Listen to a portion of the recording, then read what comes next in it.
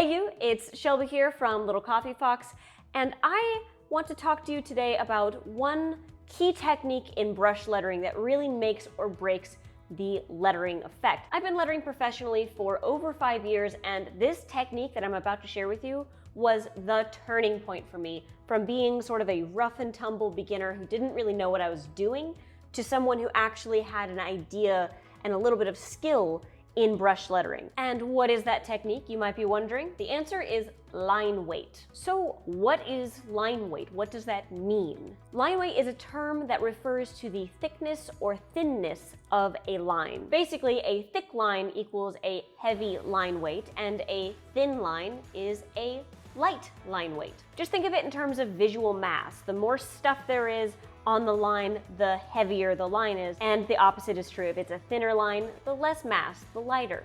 It's a pretty easy thing once you understand the terms. Most pens that you use create a monoline, which is to say a uniform line weight. But a brush pen with a brush tip creates a variety of line weights because you can apply pressure and create a bunch of different types of strokes. That's what makes them so dynamic and so useful in lettering. In fact, I want you to try it out for me really quick. If you have a Tombow dual brush pen, which has the monoline bullet tip on one end and the brush pen on the other, I want you to try creating different strokes with the different tips of pen to see what it feels like. If you don't have a Tombow dual brush, then just grab a regular bullet tip pen or felt tip pen and grab a brush pen if you have one.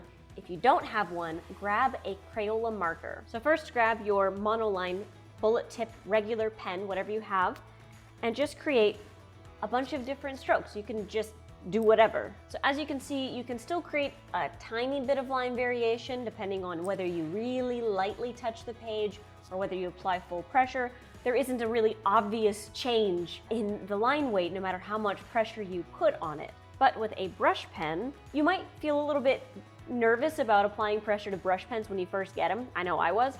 But you have to apply some pressure in order to really get that rich variation in line weight. As you can see, you can create a huge range of line weights with a brush pen. Let me show you again with a Crayola marker.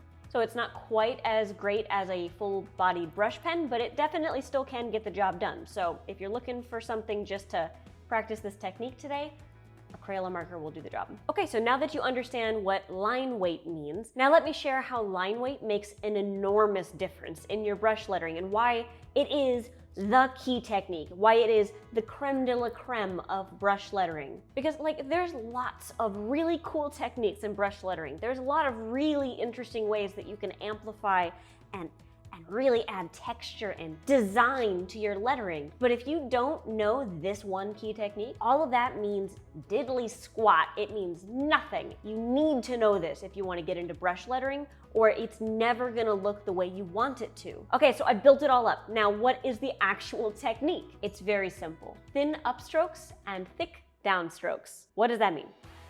Let me break it down for you. As you write or letter, you are constantly pushing the pen away from you and pulling the pen towards you. These are upstrokes and downstrokes. Let me demonstrate.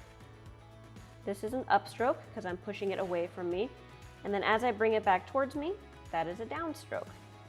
So we're going up, down, up, up, down, up again, up, down, up again, up, down, up again, down, up, down. That's all lettering is a series of ups and downs. Even the sort of side-to-side stuff tends to be just a kind of a slight angle of an up or a slight angle of a down. It really comes down to those two very basic movements. And the key to brush lettering is creating thin upstrokes and thick downstrokes. So think about whenever you're writing and lettering, pay attention to the way your hand is moving and start to pinpoint when you're doing an upstroke and when you're doing a downstroke. The trick with a brush pen, or in this case a Crayola marker, is learning how to apply different pressures in the same movement depending on whether you're doing an upstroke or a downstroke. It's not something we ever have to think about in regular writing, but with brush lettering, you really have to dial in on this particular movement if you want to create that gorgeous brush lettered effect. So let me show you that again with the Crayola so you can see the up and the down, the different pressures, the line weights as it varies depending on the way my hand is moving. There's an upstroke again, and then I'm applying pressure coming down. Up again, really light, and nice thick pressure coming back down. So do you see what I'm talking about? You see how like that variation adds so much to lettering? And when you're first getting started and you don't know this, you know that brush pens have that ability, but you don't necessarily know how to wield it. And once you really internalize these thin upstrokes, thick downstrokes, then it becomes a pattern.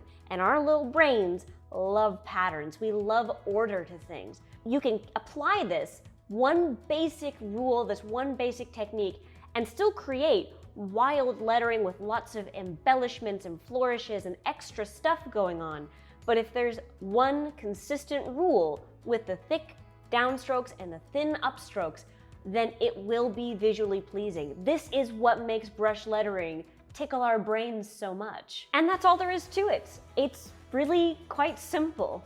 If you are able to learn and internalize this one simple rule, your lettering is going to bloom overnight. You are going to immediately see improvements and really start to see that brush lettered style coming through the way that you were hoping it will. It can be a little tricky, I'm not gonna lie. It takes some practice. You can't necessarily just pick it up right away. I didn't pick it up right away. I had a really hard time learning this one because it does take a little bit of finesse. So the best way to practice this, I've found, is with drill sheets. Drill sheets basically just give you the basic strokes and give you the chance to practice them over and over again, which includes thin upstrokes, thick downstrokes, and the combinations, the various combinations that you'll find in lettering with those transitions. And if you're looking to practice this a little bit more, I have a free drill sheet available in the Foxden Resource Library. You can find the link down below to get access to it.